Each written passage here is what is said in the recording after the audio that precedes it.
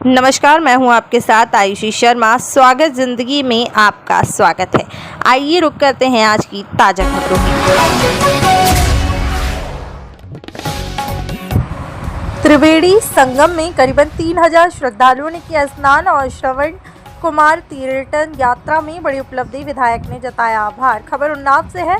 सदर विधायक पंकज गुप्ता के नेतृत्व में आयोजित श्रवण कुमार तीर्थाटन यात्रा सफलतापूर्वक संपन्न हुई और यात्रा में 2932 श्रद्धालुओं ने पवित्र त्रिवेणी संगम में स्नान कर पुण्य लाभ प्राप्त किया है। विधायक पंकज गुप्ता ने कहा कि यह यात्रा सनातन प्रेमी बंधुओं और आचार्यों के आशीर्वाद से सफल रही है।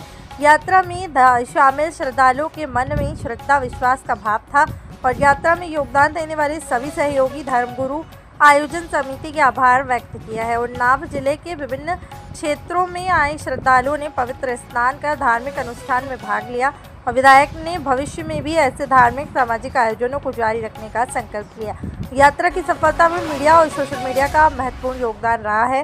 प्रेस वार्ता के बाद सदर विधायक पंकज गुप्ता ने पत्रकारों को सम्मानित किया। स्वागत जिंदगी है श्याम जी गुप्ता की स्पेशल रिपोर्ट। सर्वप्रथम सभी को राधे राधे।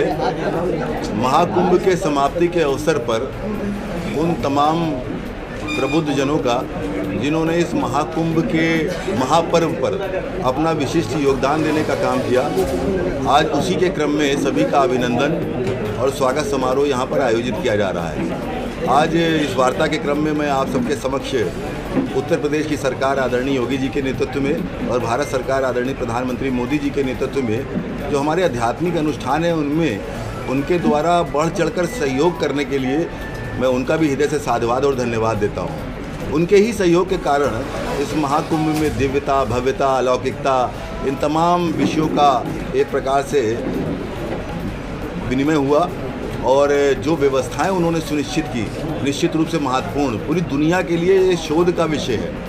कई कॉलेजेस में इस पर पीएचडियाँ भी की जाएंगी। आने वाले निकट भविष्य में आप सबके समक्ष ये विषय आएंगे कि इतने बड़े ट्रैफिक को इतने कम समय में एक साथ नियंत्रित करने को किस प्रकार से व्यवस्था की जा सकती है, इस पर भी शोध होगा।